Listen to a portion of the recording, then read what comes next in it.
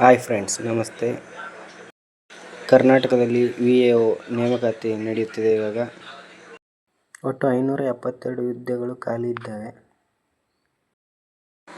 ಕಲ್ಯಾಣ ಕರ್ನಾಟಕ 67 ಹಾಗೂ ಕಲ್ಯಾಣೇತರ ಕರ್ನಾಟಕ 505 ಹುದ್ದೆಗಳು ಖಾಲಿ ಇದ್ದಾವೆ.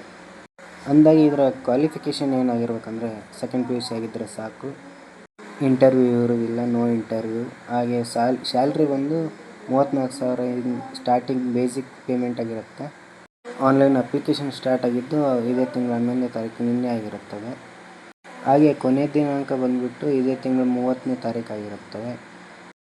ಇಲ್ಲಿ ನೋಡ್ಬೋದು ಸ್ನೇಹಿತರೆ, ಕರ್ನಾಟಕ ಪರೀಕ್ಷಾ ಪ್ರಾಧಿಕಾರ ಬೆಂಗಳೂರು, ಇದು ದಿನಾಂಕ 10/7/2026ರಂದು ಈ ಅಧಿಸೂಚನೆಯನ್ನು ಬಿಡುಗಡೆ ಮಾಡಿದೆ. ಇದರಲ್ಲಿ ಜಿಲ್ಲಾವಾರು ಹುದ್ದೆಗಳ ವಿವರ ಇದೆ, ನೀವು ನೋಡ್ಬೋದು. ಹಾಗೆ ಮುಂದುವರೋಕ್ಕಿಂತ ಮುಂಚೆ ನಮ್ಮ ಚಾನಲ್ಗೆ ಸಬ್ಸ್ಕ್ರೈಬ್ ಮಾಡದೇ ಇರೋರು ಸಬ್ಸ್ಕ್ರೈಬ್ ಮಾಡಿ. ಮತ್ತು ನೋಡ್ಬೋದು ಫ್ರೆಂಡ್ಸ್, ಉಳಿದ ಜಿಲ್ಲೆಗಳ ವೇಕೆನ್ಸಿ ಇಷ್ಟೆಲ್ಲ ಖಾಲಿ ಇದ್ದಾವೆ. ಪ್ರತಿ ಜಿಲ್ಲೆಗೂ ಎಷ್ಟೆಷ್ಟು ವೇಕೆನ್ಸಿ ಖಾಲಿ ಇದ್ದಾವೆ ಅಂತ ಇಲ್ಲೆಲ್ಲ ಕಾಣ್ಬೋದು.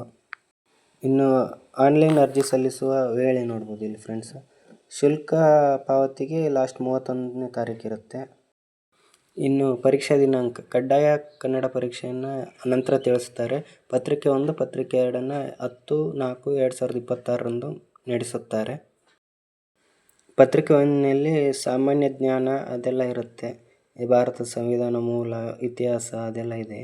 ಪತ್ರಿಕೆ 2ರಲ್ಲಿ ಸಾಮಾನ್ಯ ಕನ್ನಡ, ಸಾಮಾನ್ಯ ಇಂಗ್ಲೀಷ್, ಕಂಪ್ಯೂಟರ್ ಜ್ಞಾನ. ಪತ್ರಿಕೆ 2 ಇದು ಒಟ್ಟು 2 ಪತ್ರಿಕೆಗಳು 100 ಅಂಕಗಳಿಗೆ ಇರುತ್ತವೆ.